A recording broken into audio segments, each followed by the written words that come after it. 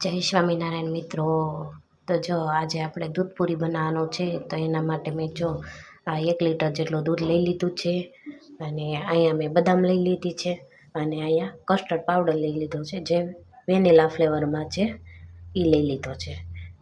તો આપણે સૌથી પહેલાં આ દૂધને ઉકળવા મૂકશું। તો આપણે દૂધને ઉકળવા મૂકી દીધું છે। આ દૂધ અડધું ન થાય ત્યાં સુધી આપણે એને ઉકળવા દઈશું સારી રીતે। દૂધ ઉકળે ત્યાં સુધી આપણે બદામની પતલી પતલી ચિપ્સ કરી નાખવી। તો જો આપણું દૂધ મસ્ત રીતે ઉકળવા માંડ્યું છે, હવે આપણે આમાં ખાંડ એડ કરી દેવી। ખાંડ તમે તમારા સ્વાદ પ્રમાણે જેવું ગળ્યું ને ખાતા હોય એ રીતે એડ કરવાની। ખાંડ એડ કરી દીધી છે, હવે આપણે આને સારી રીતે હલાવી નાખવી। અને અહીંયા મેં ઠંડુ દૂધ લઈ લીધું છે। હવે આપણે આમાં 1.5 ચમચી જેટલો કસ્ટર્ડ પાવડર એડ કરશું। ગરમ દૂધ નહીં લેવાનું, ઠંડુ લેવાનું, જેથી ગાંઠા ન પડે। એડ કરી દઈશું, મિક્સ કરી લઈશું। જો આપણે કસ્ટર્ડ પાવડર દૂધમાં મસ્ત રીતે મિક્સ કરી દીધો છે।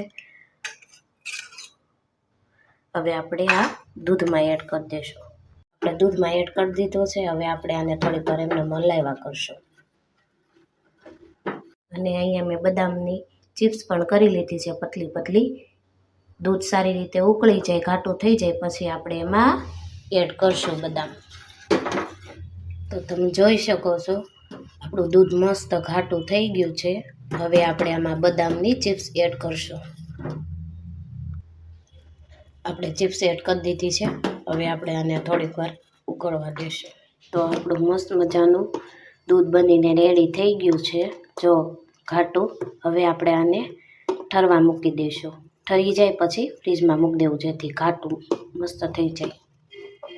મસ્ત ઘાટું થઈ ગયું છે, તો રેડી છે આ આપણું બદામવાળું દૂધ